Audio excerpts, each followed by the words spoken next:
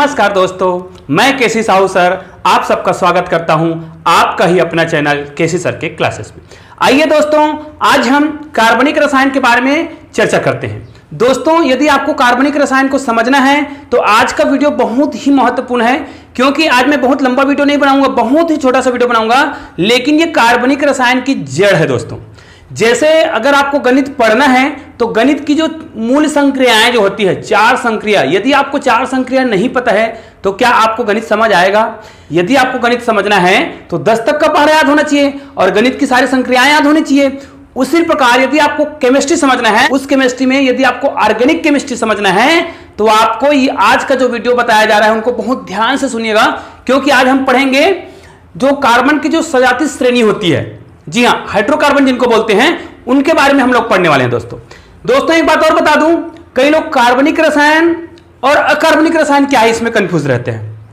तो दोस्तों, कार्बनिक रसायन के अंतर्गत वे आते हैं जिसमें हम कार्बनिक यौगिकों के बारे में अध्ययन करते हैं। लेकिन एक बात ध्यान दीजिएगा, कुछ ऐसे कार्बनिक यौगिक हैं जिनके गुण जो है अकार्बनिक यौगिकों से ज्यादा मेल खाता है। जैसे कार्बन के जो ऑक्साइड है, ध्यान दीजिएगा, कार्बन के जो ऑक्साइड हैं, कार्बोनेट है, बाइकार्बोनेट है, और हाइड्रोजन के जो साइनाइड है, इतने चीज का जो गुण है वो अकार्बनिक यौगिकों से मेल खाता है, इसलिए इनका जो अध्ययन है अकार्बनिक यौगिक में किया जाता है। तो क्या कहा जाए, कार्बनिक रसायन किसे कहेंगे? फिर इनके अलावा, किनके अलावा? कार्बन के ऑक्साइड और कार्बन के जो कार्बोनेट और बाइकार्बोनेट है, इनके अलावा कार्बनिक यौगिकों के बारे में जब अध्ययन किया जाएगा तब उसे हम क्या कहेंगे? कार्बनिक यौगिक बोलेंगे। तो आइए दोस्तों, कार्बनिक रसायन के अंतर्गत हम पढ़ते हैं एल्केन। आपने सुना होगा कार्बन में उनकी 3 सजातीय श्रेणियां होती है, एल्केन, एल्कीन और एल्काइन। दोस्तों, आज का वीडियो हमारा इसी पर फोकस रहेगा। तो दोस्तों आइए वीडियो प्रारंभ करने से पहले यदि आप हमारे चैनल में नए हैं तो प्लीज हमारे चैनल को सब्सक्राइब कर दीजिएगा और उसके बगल में जो बेल आइकन है उसको भी टच कर दीजिएगा, जिससे हमारे नए नए वीडियो का नोटिफिकेशन आपको मिलता रहे। आइए दोस्तों देखते हैं। जैसे एल्केन है तो इनके हम 3 सजातीय श्रेणी के बारे में जानते हैं। तो सबसे पहले हम पढ़ते हैं एल्केन। दोस्तों एक बात और याद रख लीजिएगा, आज जो बताया जा रहा है इनके बिना कार्बनिक रसायन को आप समझ ही नहीं सकते, तो इनको बहुत ध्यान से सुनिएगा, क्योंकि ये कार्बनिक रसायन की जड़ होती है दोस्तों। तो जैसे पहला होता है एल्केन, इसको ऐसा लिखा जाता है, ये होता है एल्केन। अब इनके नाम आपको कम से कम रसायन में 10 नाम तो याद होने चाहिए, 10 तक नाम होने चाहिए। आप जैसे गिनती याद करते हैं ना 1 से लेकर 10 तक, 1 2 3 4, वैसे ही रसायन में 1 से लेकर 10 तक को कार्बन की संख्या के आधार पर क्या कहते हैं उनको लिखना है। तो आइए सबसे पहले उन्हीं को देख लेते हैं। यह होता है एल्केन और इनका सूत्र होता है दोस्तों, सूत्र बड़ा महत्वपूर्ण होता है, CnO और हाइड्रोजन 2n+2। ध्यान दीजिएगा, यह सूत्र बड़ा ही महत्वपूर्ण है। यह एल्केन का सूत्र होता है। इसका मतलब क्या है? कार्बन n दिया हुआ है और हाइड्रोजन 2n+2, मतलब कार्बन जितना होगा हाइड्रोजन उससे दुगुना होगा। देखो N2 लिखा है ना, N में 2 आया है, तो हाइड्रोजन उसका दुगुना होगा और उसमें भी 2 अधिक होगा। उदाहरण के लिए मैं एक उदाहरण आपको बता देता हूं तो समझ आ जाएगा। जैसे मान लीजिए हम यहां पे कार्बन 4 लिखते हैं, तो यहां पे कार्बन कितना है? 4। तो यहां पर हाइड्रोजन कितने होंगे? यहां पर एक सूत्र लिखते हैं 2n, n का मान कितना है? 4 है, और यहां पर +2, तो इनको अलग से हल करेंगे तो ये क्या हो जाएगा? C4 और 1, 4 दूनी 8 और 8 और 2 10। तो ये देखो, ये होता है एल्केन। इसी प्रकार सूत्र लगाना है आपको सभी का, तो ये देखो अभी निकालेंगे तो भी आपको समझ आएगा। तो ये एल्केन का सूत्र है, इसको अच्छे से याद कर लीजिएगा, बड़ा सरल है। अब देखें इनके हम लोग लाइन से याद करते हैं। जैसे CH4, देखो कार्बन 1 है तो दुगुना से 2 अधिक है, ये 2 1 कम 2 + 2। कार्बन 2 है तो ये दुगुना से 2 अधिक, 2 दूनी 4 और 4 और 2 6, ठीक है, उस सूत्र का प्रयोग हो रहा है। यहां पे कार्बन 3 है तो 3 दूनी 6, इसके तहत 3 दूनी 6 हो जाएगा और उसमें 2 और जोड़ेंगे तो कितना हो जाएगा? 8। हाइड्रोजन कितना हो जाएगा? 8। उसके बाद ये कितना हो जाएगा? 4। तो हाइड्रोजन कितना होगा? 4 दूनी 8 और 2 10 से, देखो यही निकाला था मैंने। उसके बाद कार्बन यदि कितना हो? 5 हो, तो हाइड्रोजन कितना होंगे? 5 दूनी 10 और उसमें 2 जोड़ेंगे तो कितना हो जाएगा? 12। अब इसके नाम क्या है दोस्तों? तो इनके नाम को हमको याद रखना बड़ा ही आसान होता है और ये बहुत ही महत्वपूर्ण है, इसको हल्के में नहीं लेना है, बड़ा सरल है और इसको आपको याद करना ही पड़ेगा। यदि आप रसायन के स्टूडेंट हैं, रसायन को समझना चाहते हैं तो इनको जरूर याद रखिएगा। ये देखिए, इसको बोलते हैं, यहां से चालू करेंगे, ये होता है मेथेन। ध्यान दीजिए दोस्तों, इसमें अनुलग्नक के रूप में एन का प्रयोग होता है ना, एन जोड़ते हैं लास्ट में। इसी प्रकार जब एल्कीन या एल्काइन होगा तो लास्ट में अलग चीज जोड़ेंगे, तो एन जोड़ा जाता है, ठीक है, सफिक्स बोलते हैं। इसमें क्या हो जाएगा, ये क्या होगा, एथेन होगा, सॉरी, ये एथेन हो गया। ये क्या होगा, 3 है तो क्या हो जाएगा, प्रोपेन हो जाएगा। ये क्या हो जाएगा, 4 है, 4 कार्बन ब्यूटेन हो जाएगा, 5 कार्बन पेंटेन हो जाएगा। यहां पर अगला लिखते हैं, कार्बन 6 हो तो हाइड्रोजन कितना होगा, इस सूत्र का प्रयोग करते जाएंगे, 6 दूनी 12 और 2 और जोड़ेंगे तो कितना हो जाएगा, 14। फिर अगला देखेंगे, कार्बन यदि 7 हो तो हाइड्रोजन कितना होगा, 7 दूनी 14 और 2, अगला 2 जोड़ देंगे 16 हो जाएगा। फिर ये हो जाएगा 8, कार्बन कितना होगा, उससे दुगुना से 2 अधिक, 8 दूनी 16 और 2 18। फिर कार्बन कितना हो जाएगा, 9, तो हाइड्रोजन उसके दुगुना से 2 अधिक, 9 दूनी 18 और 2 20। उसी प्रकार कार्बन जब 10 होगा तो हाइड्रोजन कितना होगा, 10 दूनी 20 और 2 22। ठीक है, इनका नाम क्या होगा, ये देखो क्या है, ये कार्बन है, कार्बन 6 है इसमें, तो क्या हो जाएगा, ये हो जाएगा हेक्सेन। ठीक है, ये 7 है, 7 को क्या बोलते हैं, हेप्टेन। ठीक है, और 8 को क्या बोलते हैं, ऑक्टेन, सॉरी 8 को क्या बोलते हैं, ऑक्टेन। 9 को क्या बोलते हैं, नोनेन। ठीक है, और 10 को बोलते हैं डेकेन। तो दोस्तों ये 10 नाम आपको याद करने हैं, यहां से चालू हुआ। सिंपल से ये याद रखना है कि एक कार्बन को क्या बोलते हैं, मेथेन, 2 को एथेन, 3 को प्रोपेन, 4 को ब्यूटेन, 5 को पेंटेन, 6 को हेक्सेन, 7 को हेप्टेन, 8 को ऑक्टेन, 9 को नोनेन और 10 को डेकेन। ये आपको और जो दो सजातीय श्रेणी है उसमें भी काम आएगा, तो ये नाम आपको याद रखने हैं। अभी आप इनका स्क्रीनशॉट खींच के रख सकते हैं। दोस्तों इसका जो दूसरा सजातीय श्रेणी है उसको बोलते हैं एल्किन। ध्यान दीजिएगा, एल्किन, ये होता है एल्किन। इसको इंग्लिश में इस प्रकार लिखेंगे, एल्किन। यहां पर इनका जो अनुलग्न है, जिनको हम सफिक्स बोलेंगे, वो कितना होता है, ENE। इसका सूत्र क्या होता है, ये देखो, यहां से सूत्र बनाएंगे, कार्बन की संख्या जितना होगा उससे जस्ट दुगुना कितना होता है, कार्बन से जस्ट दुगुना हाइड्रोजन की संख्या होती है। इसका भी एक सूत्र बनाएंगे तो आपको समझ आ जाएगा। जैसे मैं करना चाहूं, यहां पर कार्बन को क्या करना चाहूं, 3 करना चाहूं, तो हाइड्रोजन कितने होंगे, 3 दूनी, ये देखो 6 होंगे। एक बात और ध्यान देना है दोस्तों, यदि आपको रसायन समझना है तो कार्बन की जो संयोजकता होती है उनको जिंदगी भर के लिए याद रखना है, और कार्बन की जो संयोजकता होती है वो कितनी होती है, 4। हमेशा आपको याद रखना है कि कार्बन की संयोजकता कितनी होती है, 4 होती है। इसके आधार पर हम कार्बन की संयोजकता को बनाते हैं। कार्बन की लंबी श्रृंखला का जब चयन करना हो, कार्बन की श्रृंखला बनाना हो, तब भी हम बना पाते हैं।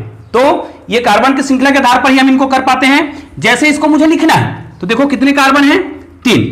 इसको मैं समझा रहा हूं एल्कीन को, तो ध्यान दीजिएगा, एल्कीन में डबल बॉन्ड होते हैं, इनको तो हमेशा याद रखिएगा। एल्केन में सिंगल बॉन्ड होता है, एल्कीन में डबल बॉन्ड होता है, और एल्काइन में ट्रिपल बॉन्ड। ये डबल बॉन्ड युक्त होता है, यहां पर आप लिख सकते हो, जिसमें डबल बॉन्ड होता है कार्बन कार्बन के बीच।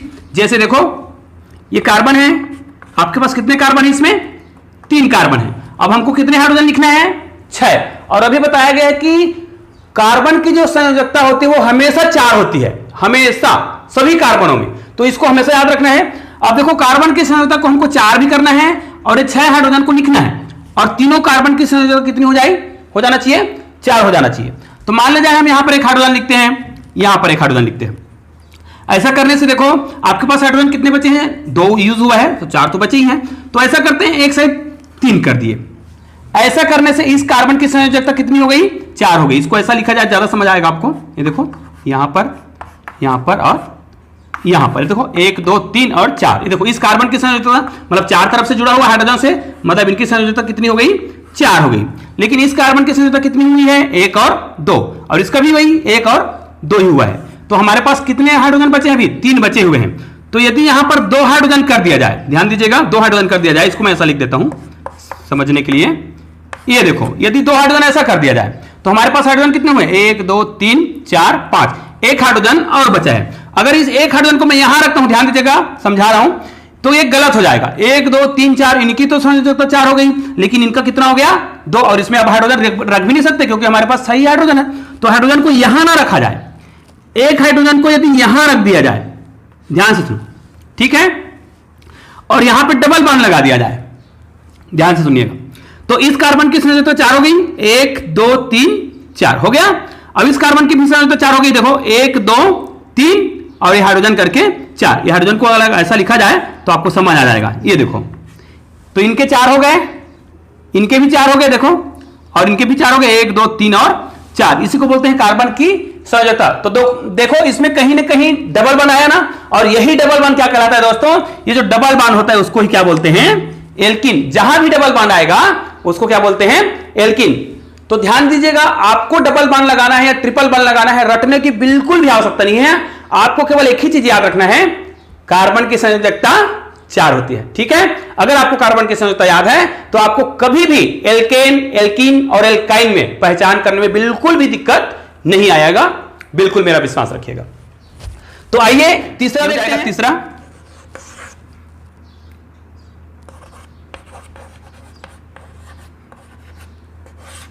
ये हो गया एल्काइन। एल्काइन को इस प्रकार लिखते हैं, ये देखो, ये हो गया एल्काइन। इसका जो अनुलग्न होता है YNE होता है एल्काइन का, ठीक है। और इनका सूत्र क्या होता है? तो इनका सूत्र देखिएगा, कार्बन की जो संख्या है उससे हाइड्रोजन की संख्या 2 गुने से 2 अधिक से 2 कम, मतलब कार्बन की जो जितना संख्या होगा उसके 2 गुने से 2 कम होगा हाइड्रोजन। ध्यान दीजिएगा, ये सूत्र आसानी से याद रखिएगा। और यहां पर याद रखिए, कार्बन और कार्बन के बीच क्या होता है? Triple bond. यहां पे कार्बन कार्बन के बीच कौन सा बॉन्ड हो रहा था? Double bond. तो यहां पे कौन सा बॉन्ड पाया जाएगा? Triple bond. इसका मतलब यह है, जब भी आपको एल्काइन की पहचान करना हो तो कहीं ना कहीं कार्बन की संयोजकता को देखिएगा, तो वो संयोजकता को कंप्लीट करने के लिए कहीं ना कहीं यदि ट्रिपल बॉन्ड बना रहा होगा किसी न किसी चीज से, किसी भी तत्व से या कार्बन से ही, तो वो एल्काइन होगा यदि उसमें ट्रिपल बॉन्ड है तो याद रखिएगा, इनका जो सूत्र है ये है, कार्बन का N हाइड्रोजन 2 गुने से 2 अधिक से क्या हो? 2 कम हो। देख लीजिएगा सूत्र। अगर मैं एक लिखना चाहूं तो देखो, मान लीजिए मैं कार्बन का ही लिखना चाहूं यहां पर, तो कार्बन 3 है, देखो, और हाइड्रोजन कितना होगा? फिर ये क्या लिखा है? 2 गुने से 2 कम, मतलब कार्बन की संख्या जितना होगा हाइड्रोजन की संख्या उसका 2 गुने से 2 कम। तो 3 है, तो 3 का 2 गुना कितना होगा? 6, और उससे 2 कम तो कितना आ जाएगा? 4। मतलब ये क्या कहलाएगा हमारा? ये एल्काइन होगा। बिल्कुल भी आपको रटने की आवश्यकता नहीं है, बस आपको ये 3 सूत्र याद रखना है, फिर आपको किसी भी एल्कीन या किसी भी एल्काइन के सूत्रों को रटने की आवश्यकता नहीं है, केवल ये वाला फार्मूला याद होने चाहिए, बाकी और किसी को आपको रटने की आवश्यकता नहीं है। अब देखो, ये कार्बन को यहां पर लिखते हैं, मान लीजिए कार्बन कितने हैं हमारे पास? 3 कार्बन है, और इनको हमको हाइड्रोजन कितने हैं हमारे पास? ये देखो कितने हाइड्रोजन है? 4 हाइड्रोजन है। तो हम एक हाइड्रोजन यहां लिखते हैं और एक हाइड्रोजन यहां लिखते हैं बाय द वे, और यहां पर हम क्या कर देते हैं? ट्रिपल बॉन्ड लगा देते हैं। तो ऐसा करने से किस किस की संयोजकता कंप्लीट हो गई? ध्यान दीजिएगा, मैंने संयोजकता भी समझाया था। ये देखो, ये कार्बन है, यहां पर ऐसा करा जाए, ऐसा लिखा जाए, ये देखो, तो कार्बन, इस कार्बन की संयोजकता देखो 1 2 3 4, इनकी तो 4 हो गई है। इस कार्बन की संयोजकता देखो हमारे पास, और हाइड्रोजन कितने बचे हुए हैं हमारे पास? हाइड्रोजन कितने बचे? केवल 3 हाइड्रोजन। एक हाइड्रोजन यहां पे आ गया, तो 3 हाइड्रोजन यहां पर, तो 3 हाइड्रोजन, एक यहां पे लिखते हैं, एक यहां पे लिखते हैं, और एक यहां पे। देखो, तो इस कार्बन की संयोजकता कंप्लीट हो गया, 1 2 3 4, यहां पर तो 4 हो गया इनका, ये देखो 4, 1 2 3 4। अब इस कार्बन में तो हाइड्रोजन नहीं डाले हैं, तो आवश्यकता है ही नहीं। क्यों नहीं है? क्योंकि इस कार्बन की संयोजकता ऑलरेडी क्या हो गया है? 4 हो गया। देखो 1 2 3 4, हालांकि किसी हाइड्रोजन से नहीं जुड़ा, लेकिन इसने अपनी संयोजकता किससे कंप्लीट कर दिया? कार्बन से ही कर लिया। इधर कार्बन से ट्रिपल बॉन्ड द्वारा बंधा हुआ है और इधर कार्बन से सिंगल बॉन्ड द्वारा। टोटल कितने हो गए? 4। तो इस प्रकार कार्बन की संयोजकता क्या हो गई? कंप्लीट। एक बात विशेष रूप से ध्यान दीजिएगा, जब भी आप किसी एल्केन, एल्कीन या एल्काइन का श्रृंखला लिखें तो कार्बन की संयोजकता को याद रखिएगा कि कार्बन की संयोजकता को क्या करना है? 4 करना है। उसके लिए आपको क्या करना पड़ेगा? हाइड्रोजन की संख्या को मैनेज करना पड़ता है। हाइड्रोजन की संख्या को पहले से मत लिखा करो, आप कार्बन की श्रृंखला बना लो, फिर आपको नियम पता है कि कार्बन की संयोजकता 4 होती है, तो उस 4 के हिसाब से आपको क्या करना है, इनको लिखना है। तो ये क्या हो गया, एल्काइन। तो दोस्तों उम्मीद है आज का वीडियो आपको पसंद आया होगा, और यदि आज का वीडियो पसंद आया है तो बिल्कुल इस वीडियो को लाइक कीजिएगा और शेयर कीजिएगा। और दोस्तों मुझे कमेंट करके जरूर बताइएगा कि हमारा वीडियो कैसा लगता है, और यदि आपको किसी टॉपिक पर वीडियो चाहिए तो मुझे कमेंट करके बताइए ताकि मैं उस टॉपिक पर वीडियो बना सकूं। धन्यवाद दोस्तों।